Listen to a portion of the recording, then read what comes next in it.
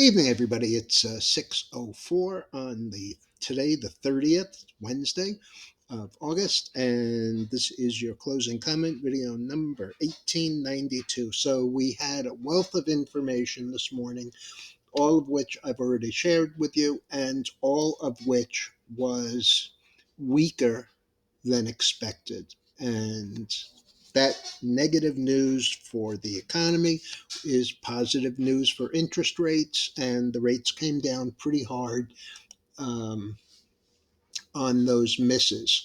The 2 year was at 490 before the GDP report, pulled all the way back to 482, but it settled mid range, 488, only down 2 basis points. And the 10 year, which was about 418, which is substantially lower than last week this time, uh, before the data fell to 409, but it too popped back up and closed at 412, so down 3 basis points and also mid range. All that said, the one thing that it says to me is that the chart on the screen, which is the gold, faces a very favorable market. Now, I've talked about this for weeks as well as in the weekly letter. We bounced off the 200-day MA. We crossed the day before yesterday, we crossed the 5 through the 20-day, which is a change in trend. MACD crossed over. And uh, the only negative, and it's really not a negative because on a relative basis, it's still a pretty low number at with the RSI, uh, the 14-day and the 5-day MA. The 5-day is up here at 59.15, but we're only 51 and three quarters on the longer term. And, my thesis remains intact. Again, I will show it to you. And it's based on the places that we found support on the all-time new high, having run pretty much straight up off this low at what was that low? 1450, all the way up to 2089. When we came back down $415, tested it here and started back up, made a slightly lower high here at 2078 and fell $460 before coming all the way back to 2085 and change, not a new high, but higher than the prior high.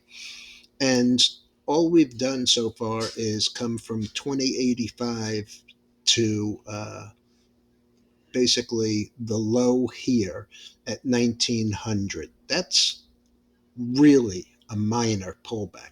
We came down, tested, and then turned back up. On the daily, I'm going to show it to you again just so that you can see what I'm looking at. On the daily, we have a series of coming off those lows, one, two, three, one down day. So 7 days, six of them higher high, higher low, one of them lower high, lower low, which is fine with me. I mean, as far as I'm concerned, this easily could be 2000. And, there is an issue here on it getting overbought, but frankly, I don't see it. And on the weekly, I absolutely don't see it. So the recommendation stands, either GDL, GDX, or GDXJ, which is the junior miners. GDX is the miners, GLD is the straight gold ETF. Okay, so we had some interesting earnings. This morning was kind of a mix. Yesterday afternoon, kind of a mix towards the negative. But the one that stood out to me is Umbrella, AMBA. This is a chip manufacturer, and they were pretty much custom chips for mobile phones, I believe. The stock had a high of 227 and closed around 85, 75 yesterday.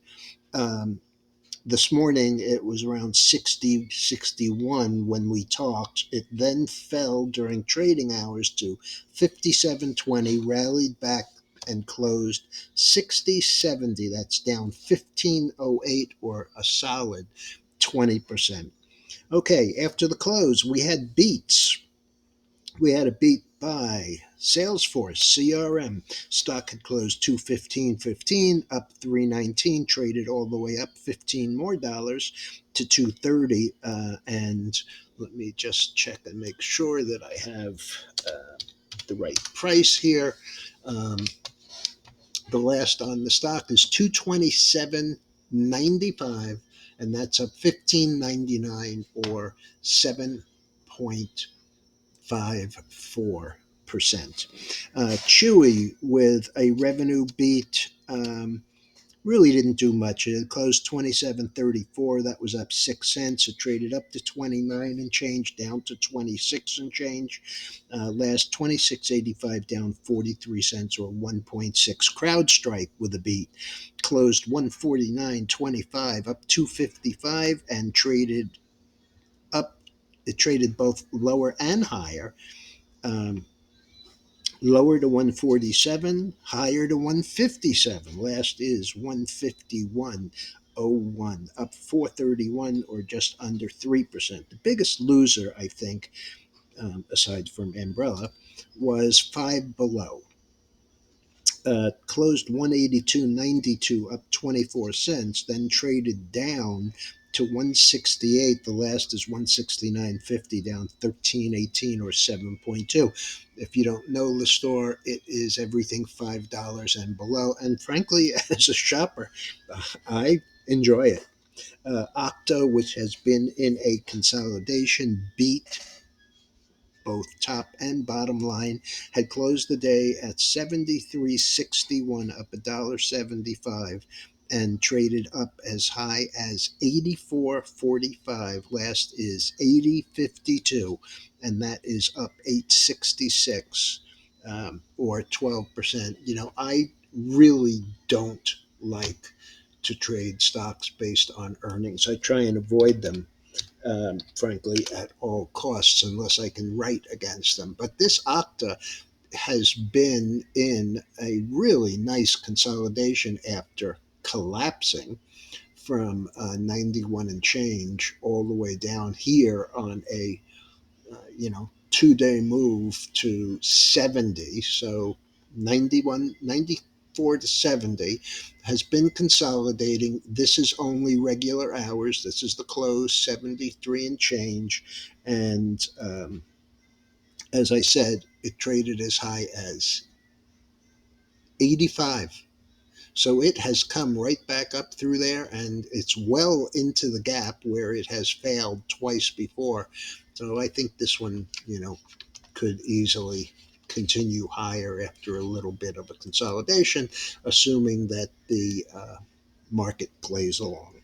Okay, tomorrow, another big day. It's Thursday, so Thursday is claims day, initial claims, and um, continuing claims, uh, personal income and spending, PCE, and core PCE.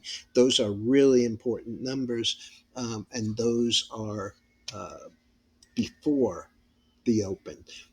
After that, we have August Chicago PMI at 9:45, and at 10:30 we have nat gas inventories. The last week was up 18 billion cubic feet. The week before it was up 15. So, um, you know, based on the prices and the fact that it seems to be working higher, and there are shortages already in Europe for the winter that they're stocking up on, um, you know, everybody knows I'm way bullish on that gas.